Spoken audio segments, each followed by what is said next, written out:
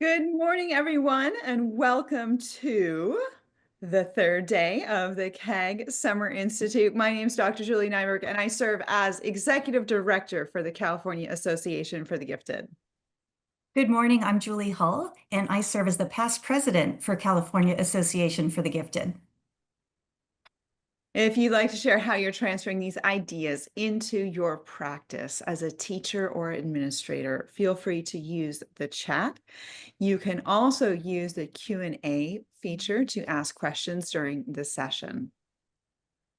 We would love for you to become a member of CAG as an individual or a school site. You can sign up at www.cagifted.org and clicking on membership. This session will last from 9 to 9:50, and then the next session will begin at 10 o'clock in this very same room. If you don't already know her, I have the honor of introducing Dr. Sandra Kaplan. Dr. Sandra Kaplan is Professor Emeritus from the University of Southern California and has been the principal investigator of 4 projects funded by the Jacob K. Javits Gifted and Talented Student Education Act, which is funded by the Department of Education.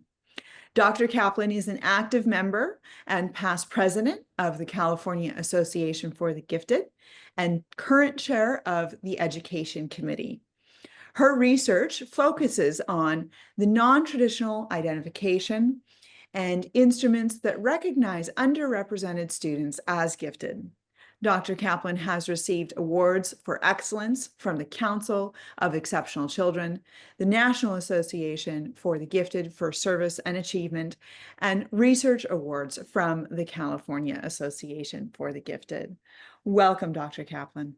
Thank you very much. But what I really want to do is thank the people who are in attendance for giving me the time to be able to share with you some of the ideas that I think are important at this time and place in terms of gifted education. And I really appreciate the opportunity, and I appreciate all the comments and all the questions that have been part of my experience here in the last couple of days. What I'd like to do today is kind of go through a little review of what I've been talking about, but also give an orientation to another way to really look at gifted education and to look at gifted education in relationship to kind of shifting, really giving more dominance to the idea of teacher-centered versus student-centered, and looking at, where in fact the student-centeredness really comes into play. So that's what I'd like to do today, is really kind of take some of the ideas about new ways to identify, new ways to differentiate, and look at what the implications are for a student-centered kind of experience. So here we go. One of the things I think that we need to do is to really give more responsibility to students and helping them understand that they are really, decision makers. They're not going to decide which standards that they're going to be studying. They're not going to be, deciding, what time of the day they're going to be doing something. Those are all regulatory kinds of decisions that are made by teachers, administrators, etc. But there are decisions that students can make, and they're predicated on some philosophical ideas. So let's kind of look at what it is. We're not really talking just about the idea that you're gifted. It's important. It gives some kind of recognition to certain attributes, certain kinds of feelings about the teaching learning process. We understand that it gives a real opportunity for individualization, personalization. We understand that. Do our students understand that? And do we understand and help them understand that giftedness or being identified as gifted is a starting point? It's not the ending point. It's the idea that when somebody makes a diagnostic kind of decision about even something medical that any one of us have encountered, it's a starting point. The diagnostic part of it is a starting point. What we do to attend to that diagnostic, determination is really the important part. So I want students to understand that there's a difference between being identified as not identified as gifted versus the idea of becoming an intellectual. Now, in our society, intellectualism sometimes has a negative kind of connotation. That's what we're saying. We're saying that intellectualism is the actual utilization of all the traits of creativity, of abstract thinking, of interest in a particular area that really identifies what giftedness is. So let's just talk a little bit more about intellectualism. One of the things that I think is really interesting is that there's things like intellectual poverty. I think I suffer from that. I've lived in Los Angeles all my life. When people talk about, living in mountainous areas and some of the conditions, weather-wise or otherwise, in mountainous areas, I'm impoverished in that sense. I don't have that experience. So we're not just talking about poverty, in terms of economics. We're talking about intellectual poverty. The idea that as gifted as you might be, there are areas that you don't know, and areas that, in fact, you haven't been confronted in developing or understanding. There's also something called, intellectual humility. And by intellectual humility, what I mean is the fact that you can be very capable and not know everything. It's really interesting to me when somebody will ask me a question and I'll say, I don't know. And they'll say, and you teach at a university? What does that have to do with it? There are vast areas I don't know about. Doesn't mean that I'm not willing to learn them. It just may mean that I haven't had the confrontation with those areas. And so one of the things I really want to do is to make sure that we don't overestimate what a gifted individual should know, and that we don't overestimate the idea of the courage to get to know it. We have lots of students that are afraid. They're afraid of the subject matter. They're afraid of the skills. They're afraid of the product that is really demanded from a particular learning situation. And we say, how can you be afraid if you're gifted? Come on. There are lots of things that really do excite certain amount of fear. The idea that we may not know it well and people will find out what we don't know. The idea that, you could be really good at one area and not good at all areas. And I know that all of you that are sitting there, understand this, but do we help our students understand this? And do we help their parents understand this? And how do we help develop intellectual courage? How do we help somebody take a chance on doing something that they may not get done really at the level of what we anticipate a gifted learner could achieve? There's also something called intellectual leadership, and that's very different than popular leadership. How do you share ideas?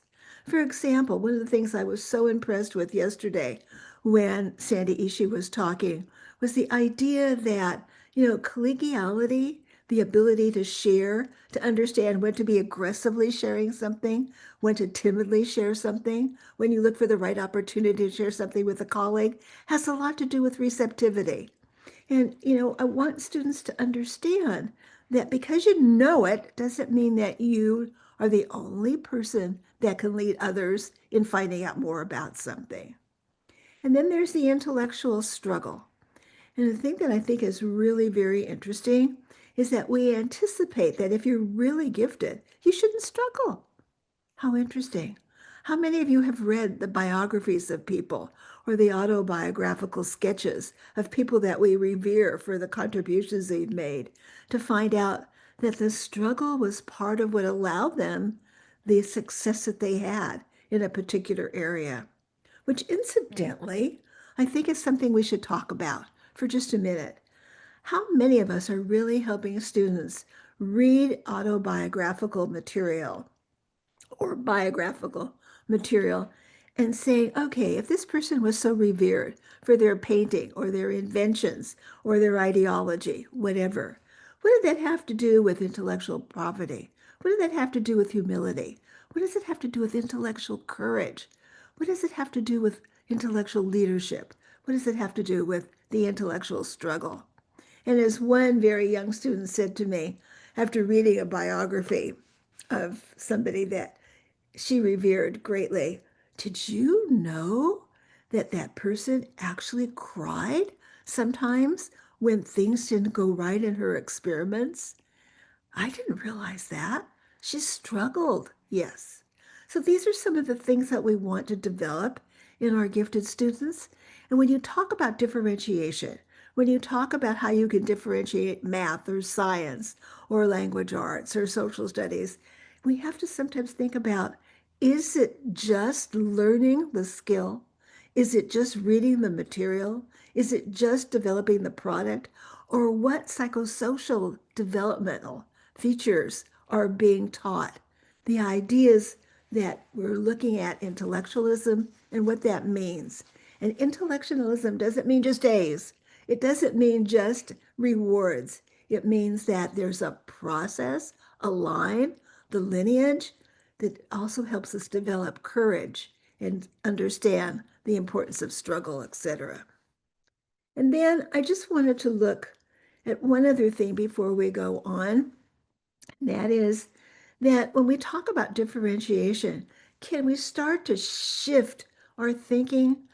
I've been really so concerned in the time that I've been fortunate enough to be spending with you in these last 3 days, that we really start to look at things just a little bit differently. For example, and I'm going to skip around, is it really just learning something for now so that you can pass a test and get a good grade? Or what are the implications for learning it on a long lifetime kind of realm? Is it that we just want it to be, understood so that we understand what is known about a subject? Or are we really helping our students understand what isn't known?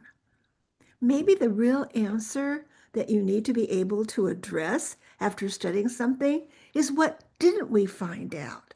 And why didn't we find out those ideas or those particular strategies or that information? What are you going to do to think about that in a way that you can contribute understanding to something that is not totally clear right now? And the idea of looking at the fact that, it's really not just looking for the right answer, it's looking for possible answers. Don't misunderstand. If you tell me, two and three are added together, that makes five. But what are the many different times and places where adding things together don't always come out with a particularly anticipated or quote right answer? And then there's something else that I think is really interesting, and that is, you know, how do we relate what we're learning not only to ourselves, but to others? Why is it important that I learn a particular skill? What are its implications for me? But what are the implications that it has as I look at others and the work that they do or my interactions with them? I want to shift emphasis so that students understand that the learning process is toward not just, looking at the glories of giftedness, and I mean that with quotations around it, but looking at the development of intellectualism, looking at the idea that we learn what is for now and its implications for tomorrow, that we look at, and here it is, what is known and what is unknown. Okay, one other philosophical issue is the idea that, let me just turn the page here with a little bit of difficulty, but I can do it, that I think there are some ways that we can help students understand that while we're very interested in them attaining the right answer, that there are things that we can talk about that help them understand that it's not just what's right, it's something that as an answer leads to another understanding. Let me give you more specific. I could answer the question, but then I need to ask you, what other questions come around as a consequence of that answer? What emerges from an answer, a right answer, that really relates to other questions for inquiry? And let's look at, you could have the right answer and still not know all the dimensions of something. There are ways that we can help students understand that learning is an open process, not a closed process. That when you learn something, even if you learn it well and achieve particular recognition for what you've learned well, It's a beginning point, not an ending point. You don't simply say, well, now I know all about it. That's it. Well, we're going to be studying rocks again. Well, I know all the rocks. Really? The idea that it's always open. One other thing that I think is really interesting, and that is that we're looking at helping students keep the idea of knowing always open. I've read that. Well, what would happen if you read it again? Could you see it in another way? Well, no, I already read it. No, no. You read it once. What if you read it now to look at it in another way, to look at how it answers certain questions, but then becomes a stimulus for really asking new questions and another kind of search. And then I think there's one other issue, and that is the issue of what is it we're really trying to achieve? And this is something that I've spent a lot of time talking to parents about, as well as gifted students. And I don't, really relegate this to a conversation with students at a particular age. We can make this understanding available at all ages. But here are some of the things that I want gifted students to understand about intellectualism. That, no matter how well you know something, there's always some part of it you don't know and some part you might be struggling with. No matter how much recognition you get for something that you've accomplished, that you understand that there's still things that you might do better or in another way or really investigate at another time. That you understand that really becoming an intellectual, it takes stamina.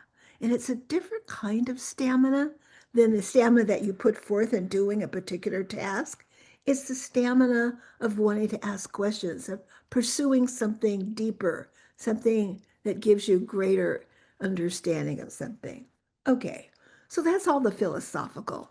Let's now look at the practical part of all of this. What can we do? And one of the things that I'm really interested in is teaching for opportunity. So I've used this term in a variety of ways, but I'm teaching for the opportunity for you to know it now and to see its implications later. I'm teaching for the opportunity of introducing you to something that becomes a stimulus for investigating further on. I'm teaching you for the opportunity to show what you know and for you to start to recognize the attributes you have that you can start to develop, or to understand the areas of need that you have that you can start to really look at satisfying. So we're teaching for opportunity. And in order to do that, there are certain things that we can do as we talk about the teaching learning process. Whether it happens to be introducing something in a new way, providing a new experience, looking at practice in another way, or looking at observations of our own self as a learner. And so in order to do that, I'd like to introduce you to the idea of pedagogical skills. Pedagogical skills, or pedagogical tools that really initiate those skills, help us to reveal new understandings, new characteristics of learning, help us to reinforce those particular areas of learning that are really important or necessary, or give us new insight to who we are as gifted individuals, and help us understand new pathways for learning, and also give it even, some validation of our abilities. So I'm talking now about a set of ideas that really give us the opportunity for students to show who they are, opportunities to uncover for themselves some of the attributes that have otherwise not been exposed to them in terms of their own abilities, their own, quote, characteristics of giftedness. I'm also giving an opportunity for students who may not have been identified as gifted under the traditional, mechanisms that we use to show what they know and who they are. So I'm going to show you a set of pedagogical tools. I can see these pedagogical tools as ways to reveal, reinforce, or validate characteristics of learning. Let me just go through that one more time. These pedagogical tools, get so excited, I almost mispronounced the word. These pedagogical tools give what's known as new insight. There are things that I can do that I never would have learned about unless I was allowed to do them or was confronted with the opportunity to experience them. In terms of reinforcing, there are areas that sometimes, we don't do really as well as we'd anticipate. And maybe, opportunities to practice in a new way, some of these areas will reinforce their strength and help them become, areas that we can use more readily, more successfully. And it also validates the idea that there are certain traits I have that really do, provide me with opportunities for learning that I can use consistently. Okay, so let's talk about the pedagogical tools. And one of the things that I want to talk about is that these pedagogical tools really can be used in different kinds of settings. The pedagogical tool can come before you teach the core curriculum. We talk about the idea of readiness for ... How about a pedagogical tool that is a readiness for the curriculum? How about a pedagogical tool that we can embed within the context of the core, the basic, the fundamental curriculum? How about a pedagogical tool that we use at the end of a lesson that kind of gives us a new insight as to how we can see what we've just learned in another way? These pedagogical tools have no particular one place that they can be used. And these pedagogical tools are simple. They're simple ways to have students show themselves, to be able to see themselves in new ways, to be able to, really generate new attributes, to be able to see what could come after, not just what you bring to a situation. So here are the pedagogical tool areas. Some pedagogical tools are related to just stimulating curiosity, getting rid of that apathy that some of our kids have in terms of learning, or that attitudinal reference that I already know this, or learning this again. Come on. There are many things that you can do a second time that can be done differently and create a whole new insight for you.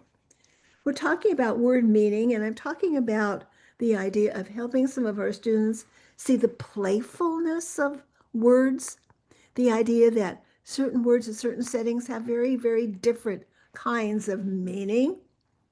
And, this is one of the examples that a second grader brought to my attention. We're talking about jazz. And it came up when somebody was talking about music that they like. I like jazz. And some of the students said, jazz? What is that? And is that a different kind of fruit? The point that I want to bring up is the fact that not all of us have the same vernacular for certain things. Because one of the students said, well, I study music and I never heard of the word jazz related to music. Okay, so word meanings and what they give as opening experiences that allow you to take in things that you may not have learned or experienced otherwise. We're talking about pedagogical tools that are really stimulating creative thinking. And we're talking about pedagogical tools that allow for problem solving in a different way, in a new way. And we're saying that in any lesson, you can start to look at, do you introduce these pedagogical tools before? Do you select a pedagogical tool and embed it within? Or do you take a pedagogical tool and use it as the culmination of the core, the basic, the standard curricular structures that we have to teach? So I want to show you the pedagogical tools. I'm going to let you think about where they come into, play in curriculum, and we'll go from there. Here's a set of keyword pedagogical tools. They've all been tested in the sense that they've been part of research studies. But what they're really showing us is that there are certain words that allow for the openness, They allow for the presentation of seeing things in new and different ways, seeing the subject matter in new and different ways, seeing the self as a learner in new and different ways. And you're going to kind of laugh because some of these words as keywords are very, very, much integrated within, what we teach.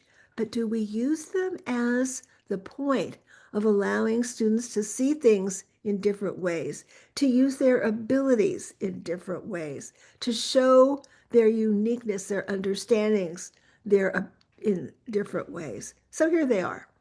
One of them is the word because. Because is a very interesting word. As a pedagogical tool, it opens up all kinds of understanding of how you can bring in new information, how you can utilize problem solving, how you can see things in a creative way. Let me just show you. If we were studying, and let's just say something in literature, and we said something about the character. Why do you think the character did it? What was the because of the character's behavior? Well, there are those things that have been maybe written in the text, but what can you bring as new insight as a because? Okay, another important word is the word if. Think about all the different possibilities in studying, social studies or science or studying literature. Where does if come in? And if as a pedagogical tool, either be a discussion of the word if before the lesson, a discussion of the word if within the context of the lesson, the discussion of if after the lesson, it opens up new possibilities for thinking, for understanding, for demonstrating one's attributes as a learner. Here's another one. Why? And another keyword, to. Another keyword, connect. I'd like to focus a little bit on connect. So before a lesson, okay? Before the lesson even begins, and I'm going to take a social studies lesson because social studies needs a little bit more, emphasis in our curriculum, as many people are talking about. But let's just take the idea of, again, the westward movement, all right? So how does it connect? How does the westward movement connect to science?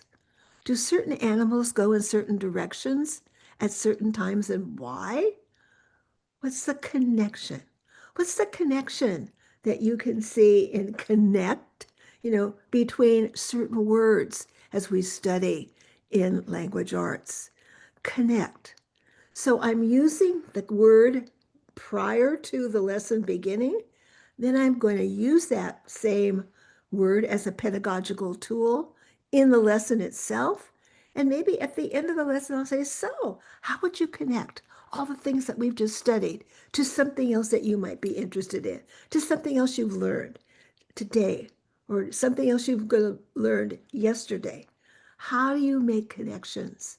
Which is one of the ways that we show our abilities as a learner.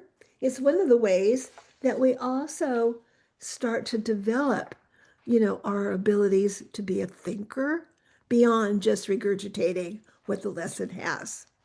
Okay, some other ways that we could look at a pedagogical tools such as looking at words that have multiple meanings, okay? So these are all words that have multiple meanings. Whether I talk about multiple meaning words before the lesson, during the lesson, after the lesson, I'm helping students expand their understanding. I'm tantalizing their ability to see things in new and different ways. I'm also allowing them to show what they know beyond the lesson I'm teaching them, to recognize their capabilities. And so pedagogical tools have many different kinds of values. Let me show you another set of pedagogical tools. The set of pedagogical tools that have to do with questioning. And this was brought up by some of the other presenters, but there are different kinds of questions. So before the lesson even begins, maybe we'll talk about different kinds of questions. Do you know that there are questions that don't have one kind of answer? Do you know that there are questions that really are other than factual? There are questions in which we look at things and we try to see how one idea dominates or is related or compared to another. There are questions that get us to really think about things in different ways, to look at them, to analyze them. And so we practice this as a pedagogical tool before the lesson. We can embed questioning within the lesson as a tool. And we can certainly at the end of the lesson say, as a consequence of this lesson, what questions do you see that weren't answered? Why do you suppose those questions were not answered as somebody that was studying? It has to do with time. It may have to do with, prior knowledge. It may have to do with exciting and the anticipation of you studying further. Pedagogical tools used either before, during, after a lesson allow students to see the lesson in a different way, to show their interests, their abilities that may be hidden in other ways. So let's look at some other pedagogical tools. Let me just find them. Hang on 1 minute. Okay, and you'll have a copy of these. Here's a synthesis of pedagogical tools. And so I want to kind of look at a couple of them. How about before the lesson even starts, we start to talk about abstract ideas? What's an abstract idea? What's the difference between an abstract and a concrete idea? As we go through our lesson today, think about abstract versus concrete. At the end of the lesson, we could talk about which of the informational areas was concrete, which was abstract. Why are there ideas that are abstract? Why did the authors leave some information that was abstract? In other words, what I'm trying to get at is the idea that there are certain tools that help us to look at, to see, to understand information in a different way. There are certain pedagogical tools that will show students things that they have not been able to see in just the lesson itself. But it also allows students to show themselves. For students to be able to show themselves, this might be a way of starting to identify students who have, certain characteristics of giftedness, abstract thinking, the idea of problem solving, etc. That doesn't show in the core, the fundamental curriculum. What I'm trying to do is help you see that the pedagogical tools embedded in a lesson in a textbook, a lesson in the unit of study that you're using, a lesson that you've written yourself.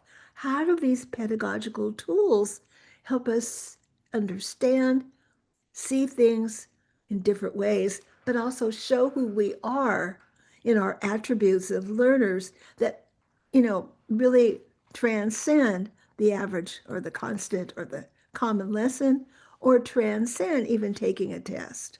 So some others, okay? One of them is leads to. It's an interesting pedagogical tool. How does this that we've studied today at the end of the lesson lead to something else?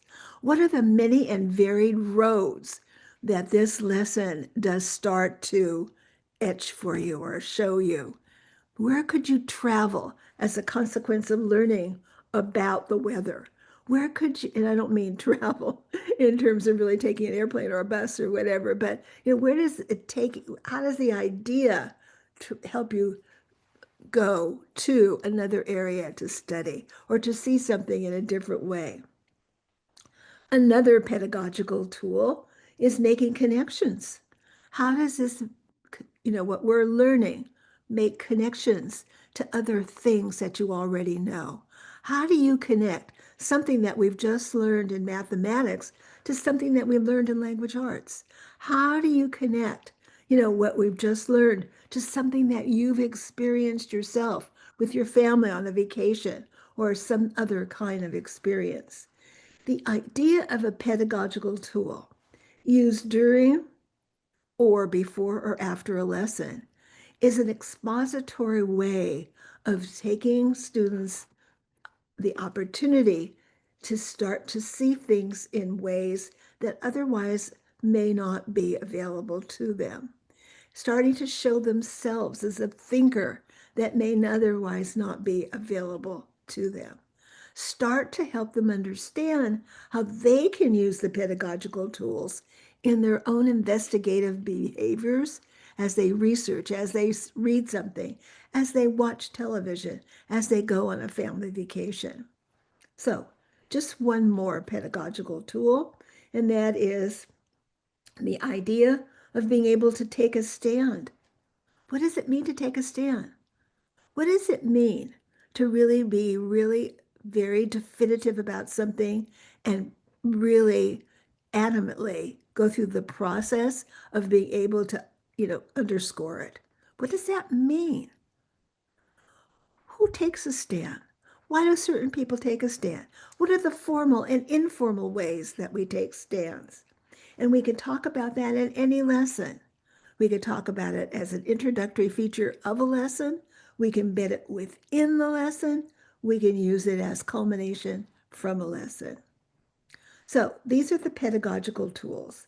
There may be others that you would like to think about, but the concept of a pedagogical tool is that it allows for revealing certain characteristics of the individual themselves as a learner, revealing certain attributes of the lesson that are otherwise not seen, being able to reinforce particular characteristics of being a learner, characteristics of being gifted, and identification of characteristics that otherwise may have not been seen or that are dormant. So I just want to show you one example. This is the pedagogical tool that is related to the concept of play. Okay, so just think about this before a lesson. Think about this before a language arts lesson. Think about this before a science lesson. Think about this before a particular math lesson. Think about this before a social studies lesson. Just think about this. We're not going into the lesson, we're doing this before the lesson. So here's a tree house and here's a sandcastle. And I say to you, which one of these would you want to play in and why? Okay. And so, I want to really play in the treehouse. I'm really, really interested in, science. And it would be so much fun to be up there and, kind of be up there where you can see things that you can't see otherwise when you're down there. And so I could ask a whole variety of questions that really would give new insight to observation, to the idea of observing in one place versus another. Somebody says, no, I'd rather play in a sandcastle. Why? Because dot, dot, dot.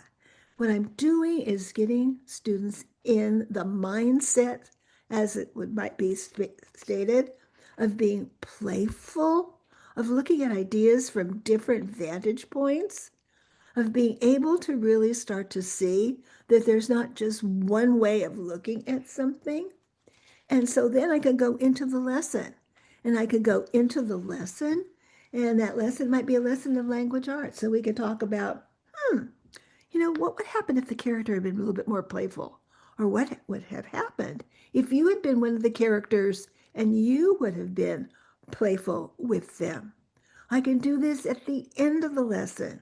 How could playfulness have really helped to resolve this particular situation in mathematics or in science? And incidentally, as one student said to me, much of what was discovered in science was done because it was playful.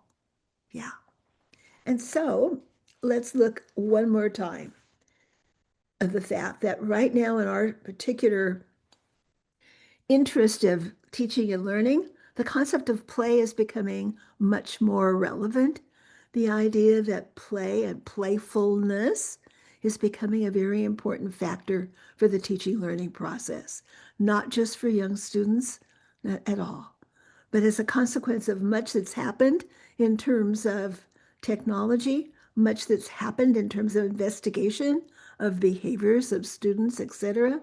Playfulness has become one of the features, one of the strategies of learning and becoming a learner. So we could talk about playfulness and academic rigor. We're talking about ways that really to see things in different kinds of dimensions. We're talking about what ifs that give you a different orientation to something that you're learning.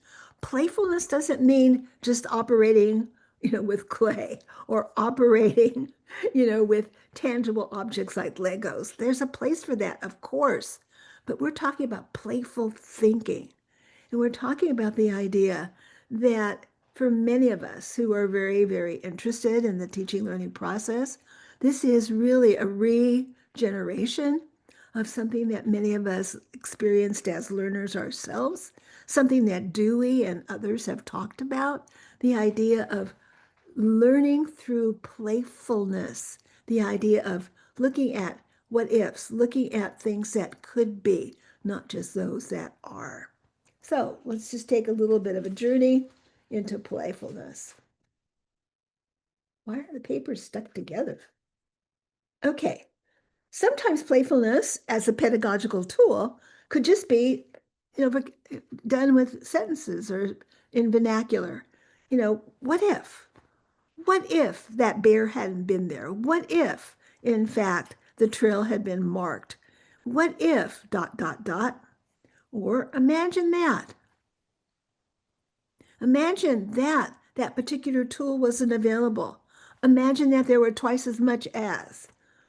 Another way to think about this would be, or another way to do this might be.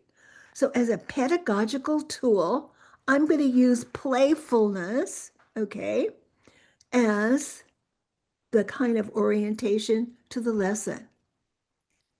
So it opens up all kinds of possibilities for divergent thinking. It allows students to see where creativity has become the means, not the ends, to development, to ideas, to the whole realm of understanding. And as one student said to me, Dr. Kaplan, do you know? Well, what should I know?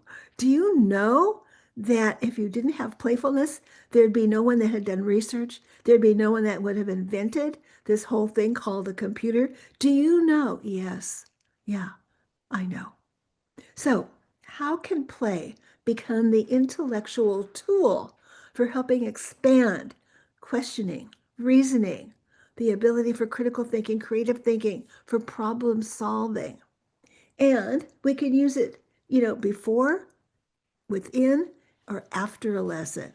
Pedagogical tools that help us give students a different orientation to the learning process.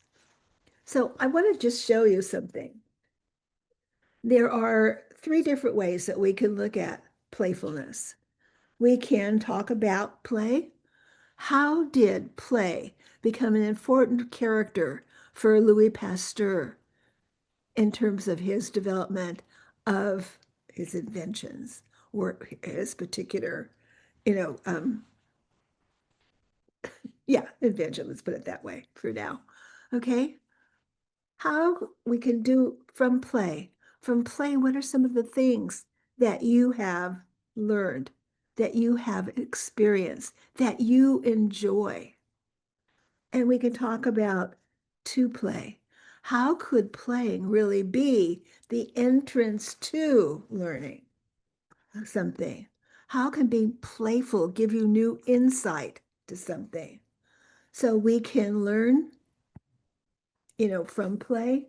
We can learn to play. We can learn about playfulness and its inventiveness and its way of helping us achieve certain ends.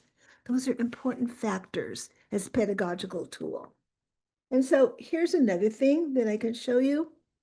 We can allow the playfulness to come into the fold in terms of content or skill development, or in terms of resources, or in terms of product, any one of those.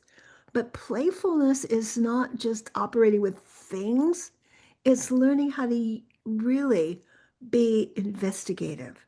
It's learning how to use ideas. You can be playful with ideas. It doesn't have to be tangible stuff like blocks. And how can we help students understand how, for example, a set of crayons can be the resource for what's known as playfulness? How can, in fact, paper in writing be used playfully to be, able to understand something, to see it in a different way, and to give students a feeling that playfulness is something that is an inherent quality of the teaching learning process. It is an inherent quality of being able to understand and utilize something. Um, I think the last thing I'd like to really share with you is kind of the first thing that I brought up on the first time that we met on Wednesday, and that is that we need to understand that there are differences in gifted students, and how they present themselves, and how, in fact, they allow others to see them. There are different ways. Some students can see things, in very, very simple and yet clearly defined areas. Some students just need to, kind of create their own pathway that gives them some kind of way to see something.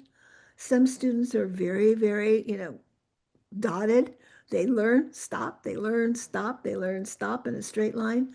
The point that I want to talk about is the fact that pedagogical tools allow for these differences in the patterns of learning, that we can't anticipate that our gifted students all learn the same way at the same time, that it's a misnomer, that we really have used the argument that we want to identify giftedness because we believe in individualization and personalization of learning.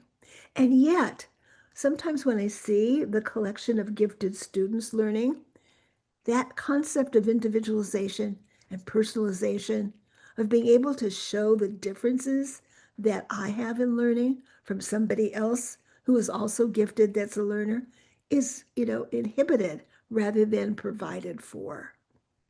Pedagogical tools are ways that we can show ourselves, either before, during, or after a lesson. It's the idea of saying that we develop a thinking procedure, a way of looking at things that gives us a playfulness, a way of opening up areas of learning and using ourself and our interest, our abilities, our style to develop the self as not just, a learner, but as a particular learner, a personalized learner, and to develop the road to intellectualism. I think that there's one other thing that I would like to share with you, and that is we have to help our gifted students understand that learning doesn't just take place in room 7 from 9 to 3 or whatever it is at XYZ school. That learning takes place everywhere. Where can you learn from sitting at a dinner table? What do you learn when you go shopping? What can you learn at the park? What can you learn in driving in a car? What can you learn when you visit a place? That we have to extend the learning opportunities for gifted students, not only in how they learn, but where they learn. I would be really interested in a teacher starting the day by saying, what new thing did you learn on the walk to school today? I'd be really, really interested when the students come in from recess to say, how did you use math at recess? How did you use anything you know about science at recess? How did you use questioning at recess? So whether it's content or skills, to help students understand that it's not just in that classroom. It's not just when I'm there. How about this question? What did you learn all by yourself? What skill, what content did you learn? What reference did you use when nobody else was there and you were thinking about something yourself? That learning takes place everywhere, that the pedagogical skills of whether it happens to be, something like questioning, or whether it happens to be something like looking at word meaning, or whether it happens to be something like looking at things from different angles, they take place everywhere. And that one of the things that we need to talk about is that pedagogical tools can be your teacher. You don't need me all the time to teach you. You can teach yourself by the application of questioning, by the application of looking at things from different points of view, by the application of thinking about words and what they mean. You can do that. So I think that one of the things that we want to do is really talk about the fact that we are both a student and a learner at one time. We are both a teacher to ourselves at another time. And those are the kinds of things that develop for us the intellectualism that we're trying to achieve. So I want to thank CAG for the opportunity to be able to share some time with you. I want to thank you for your listening and your questions and for your understanding that if it wasn't for the teachers that do differentiation, recognize what is really the nature of the needs of gifted students, we have to be very, very, very, very grateful. Okay, thank you very much. Thank you so much, Dr. Kaplan, and thank you all for attending this session. Your certificate will be emailed to you in about a week.